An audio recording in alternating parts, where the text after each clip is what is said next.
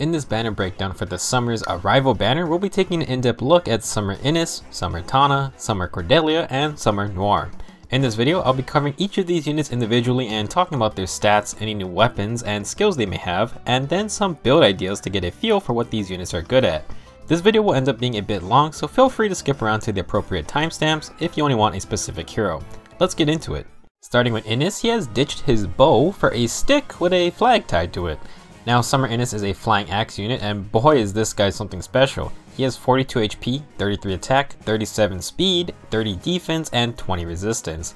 If you aren't aware, axe flyers are not very fast in general, and Innis here is the fastest axe flyer of the group, and he even has a really good 33 base attack as well. With 42 HP and 30 defense, Innis is ready for some melee combat, and just from his stats alone, he is a pretty darn good unit. If you're a fan of flying units, then Summer Innis is going to be a really good pickup. Let's discuss his new weapon, the Beach Banner Plus, and for the sake of saving time, you should know that Cordelia's Shell Lance and Noire's Cocoa Bow have the exact same effect. These weapons grant the user +2 to all stats during combat when initiating, and I believe this is the opposite of the Winter Weapons effect, which is kind of appropriate. You can also think of this as a Spectrum Blow scale, Spectrum in Fire Emblem terms just meaning all stats. So immediately we can see that these are player phase weapons, and +2 to all stats may not be game changing, but it's pretty nice regardless. I think it makes sense to pair these weapons with the other in-game blow type skills like Death Blow for +8 attack or Darting Blow for +8 speed. You could even do Swift Sparrow and get +6 attack and speed, which is pretty awesome. Fury 3 could be another good choice since you get +5 to all stats when initiating in exchange for some recoil damage. Overall, these weapons are decent, and with the weapon refinery, you can get a lot of stats out of them. I think Innis, Cordelia, and Noire are all good users of each of their respective weapon versions. Going back to the rest of Innis's base kit, we can see he gets rally attack and defense as well as gold flyers in the C slot. Nothing really special here, but that rally skill is nice because of Innis's new B skill. Defense Feint is the newest Feint type skill, and essentially if Innis uses a rally skill or receives a rally buff, he will emit a -7 defense debuff in all cardinal directions. This is a long range debuffing skill, and unlike ploys, you don't have to worry about the enemies having high resistance stats. Innis already comes with one, but if you inherit Defense Feint to someone else, I recommend giving them a rally attack variant to use. If the unit uses rally attack on an ally, you can give them +3 attack and debuff the enemies in a line, which means the total difference in stats becomes +10 in favor of your units. The ally unit can then get a nice advantage if they fight the debuffed enemy. Defense Feint is an okay skill, but it does require a bit of pre-planning. Let's now take a look at some build ideas for Summer Innis. Sticking with his base kit, I think you can get a lot out of Summer Innis just by adding a good A skill and refining his weapon. We want to focus on player phase initiations, and refining the Beach Banner Plus for speed will grant a nice +3 speed, putting Innis at 40 speed at all times. You could add to this further with an A skill, but I think Sturdy Blow is a nice choice as well since it adds some extra attack, and the +4 defense will make sure Innis takes less damage on counterattacks. With just a neutral Summer Innis, you reach 53 attack, 42 speed, and 36 defense on initiations with this build, and I think that is pretty solid. You can also use Swift Sparrow, Death Blow, or Darting Blow for something fun. I think Defense Feint isn't a necessity here, but you can replace it with your favorite B skill of choice. For Sacred Seals, I think Attack Smoke or Speed Smoke is good since once Innis makes his attack, he won't be a complete sitting duck during the enemy phase. Overall, there is a lot of room to get creative with these summer weapons, and I think Innis has a great stat line to take advantage of it. While FIRESWEEP Axe still isn't in the game yet, I think Innis will be by far the best user of the weapon when it does get introduced. 33 attack and 37 speed is amazing for this weapon, and if you watch my video about the FIRESWEEP builds for flyers, you would know there isn't really any other axe flyers made for this weapon. I think Innis actually has a really good stat line among axe units in general, and I really hope I can get him myself. Next up we have Summer Tana, who is a flying red mage, the second one after Halloween Noe. Tana has 35 HP, 33 attack, 36 speed, 20 defense, and 25 resistance. Compared to Noe, she has 1 less attack and 4 more speed, so keep that in mind. 33 attack is solid, and 36 speed is very nice for a mage, especially considering that Summer Tana is now the fastest red mage in the game, even beating Mage Erica. Her defenses are not that amazing, so Tana is going to want to use skills like Desperation to avoid getting hit. I think she is slightly better than Halloween Noe overall, but the two of them are not immensely different, and even their weapons are similar. Summer Tana has the only legendary weapon of the group, and it's called the Fruit of Ithun according to Google Translate, so that's what I'm going to go with. It grants a flat +3 speed, meaning neutral Summer Tana actually sits at 39 speed, which is pretty darn good. Fruit of Ethune's effect only works when Tana is above 50% HP, and essentially it grants a guidance effect for all movement types. Makes sense since Tana was the original holder of the Guidance C skill. With Fruit of Ethune, Summer Tana makes for an ideal mixed team unit, and now even cavalry units can join in on the teleporting fun. Now you do have to keep track of Tana's HP since regular guidance works at any HP levels, but Fruit of Ethune does not. Guidance does synergize well with spur type skills, and Tana comes with a good one, which is very nice. Looking at the rest of Tana's base kit, she comes with Rally Speed and Res, which I'm sure is to complement her brother Innis's Defense Feint skill. Her B skill is Renewal, which is important, and I'll explain why soon. Last is her C skill, Spur Attack and Defense 2, which again synergizes really well with her guidance effect on Fruit of Ethune. Summer Tana's new A skill is called Attack and Speed Push 3. At the start of combat, if Tana is at 100% HP, she gets +5 attack and speed. However, if she makes an attack during the battle, she takes 1 point of damage afterward. This is very similar to Celica's Ragnarok Tome. Essentially, this allows a unit to have a very powerful first encounter with that huge +5 attack and speed combat boost.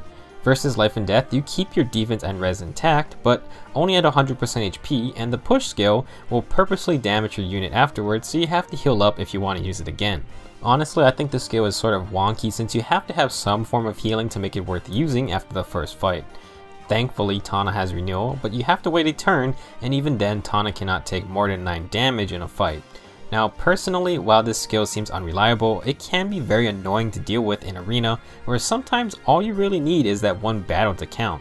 I think Attack and Speed Push can be strong, but I don't think it's clearly better than something like Life and Death or Fury. For builds, Summer Tana's base kit already works pretty well together. Fruit of Ethune likes Renewal since it can at least heal her back to full HP if she doesn't take much damage. With the extra attack and speed from Attack and Speed Push, Tana is extremely deadly at 100% HP with 52 attack and 44 speed. Not a lot of things are going to want to tank those hits. As for her Sacred Seal, I think adding Spur Speed is nice since she will now be granting +3 attack and defense and +4 speed to adjacent allies. If Tana isn't fighting, then ideally you want to abuse her all-purpose guidance effect to ferry the team around. She can be a nice supportive mobility unit, but if you don't want to go down that route, then Tana isn't afraid to get her hands dirty either. That's where the classic BLADETOME build comes in. Tana's great 33 attack and 36 speed makes her the second best BLADETOME flyer, only behind Flying Nino. BLADETOMEs are pretty simple, and with non-infantry mages, they can use the powerful Emblem team buffs to boost their attack immensely. I would only suggest this build if you have honed flyers or are going to use attack and speed tactic, because without +6 attack and speed, this build loses a lot of power. With full +6 buffs to all stats, the BLADETOME will be adding +24 extra attack power, and you can include the +6 attack buff itself too. To better wield this destructive power, use the Flyer Formation Sacred Seal to freely move around a Flyer Emblem team. This build is incredibly potent, and don't be surprised to see BLADETOME Summer Tanas in the arena. Summer Cordelia looks absolutely amazing, and I'm a sucker for the color red. Now, I'm also a sucker for speedy units, and boy is Cordelia fast. She is a Lance Cavalier, and her stats include 41 HP, 32 attack, a ridiculous 38 speed, 28 defense, and 18 resistance. While 38 speed may not be that crazy for some other colors, to put things into perspective, Summer Cordelia is the fastest blue unit in the game now. She is the fastest Lance user, outspeeding Shigure, which is pretty crazy. For Lance Cavalry units, Cordelia is 4 points of speed ahead of the next closest unit. With 32 attack, she can do some decent damage as well, and a plus attack or plus speed boon is just going to make her even better. Now, we already talked about the Shell Lance, but just know that with the +2 speed on initiations, Summer Cordelia is already hitting 40 speed. For the rest of her kit, she has Harsh Command, which is okay I guess, and her A skill is Sturdy Blow, which grants +4 attack and defense when initiating. Pretty solid A skill for the Shell Lance. Summer Cordelia's B skill is Dull Close 3, which sounds kinda awkward to say. Basically, it's the melee version of Dull Ranged, and it cancels out field buffs from swords, lances, axes, and dragonstone units during combat. These skills even the playing field by making sure the enemy isn't getting their precious buffs, but keep in mind that this does not stop in combat buffs. It's also kind of useless if the enemy isn't using field buffs in the first place. Honestly, I don't think Summer Cordelia should be using this skill anyway, but it's an annoying effect to have to deal with. You can fully expect to see it in PvE on those ridiculously buffed up enemy units. Looking at this build, you might see that I have already pulled the idea for Innis's first build from Cordelia. She is so fast already that Sturdy Blow isn't as compromised to add some extra defense before going in for the extra hit. Now I have Desperation here, which doesn't really mesh with Sturdy Blow's extra defense. However, I just wanted to show that you don't have to run Sparrow just to use Desperation. You can use all kinds of B skills, even though close, if you want. For Sacred Seals, close defense could be something fun, but again, not the greatest if you do go with Desperation. As a cavalry unit, Summer Cordelia has really easy time getting access to Hona and Fortified Cavalry, so honestly, she can be built in all kinds of ways. It's no surprise that Cordelia can run a FIRESWEEP build, and with 38 base speed, she is the best Lance Cavalier for the job. While flyers are unrestricted by terrain, the 3 movement of cavalry units is also very powerful. Hone Cavalry turns this build into a hard-hitting, untargetable machine, and it's going to be an effective build. Even though Reinhardt is a very good blue cavalry unit, Summer Cordelia's huge speed gap over the other ones gives her a very nice place among any Horse Emblem team. Last but not least is Noire, and she does not disappoint. Noire has 36 HP, 32 attack, 36 speed, 27 defense, and 20 resistance.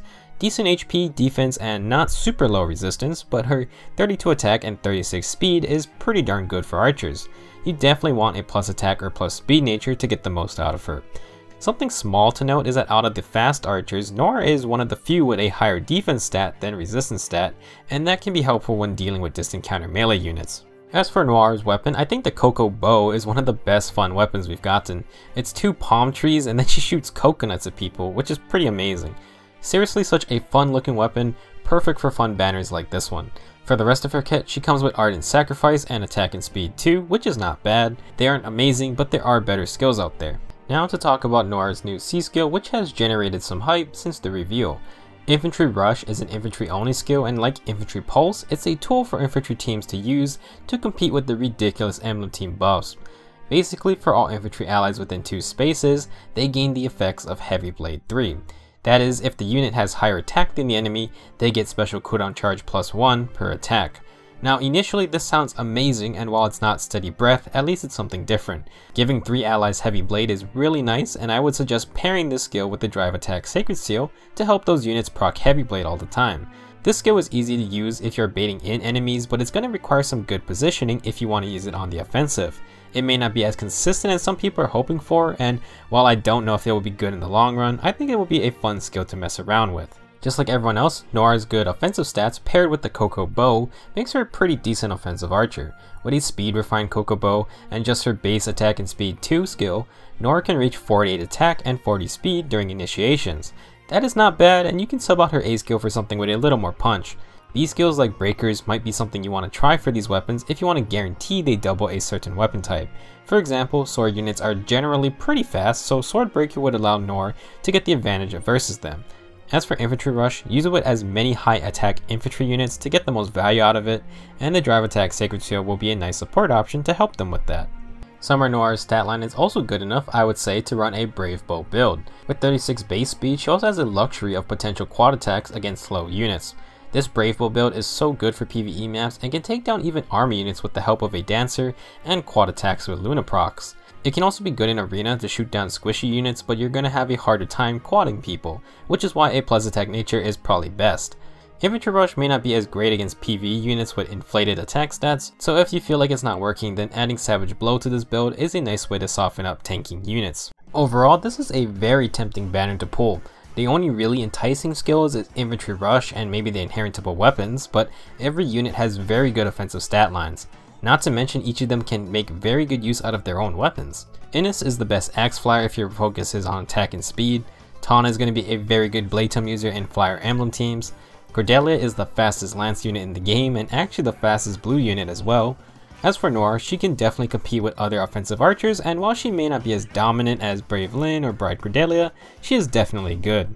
I would say everyone is pretty much worth summoning for whether you like their artwork, their stats, or their skills. Just keep in mind that this banner will overlap with the next Special Heroes banner in a few weeks, and that one is probably going to be another summer banner if it follows the trends of last year. There was also the legendary summoning event this month, and there is a Hector banner coming as well.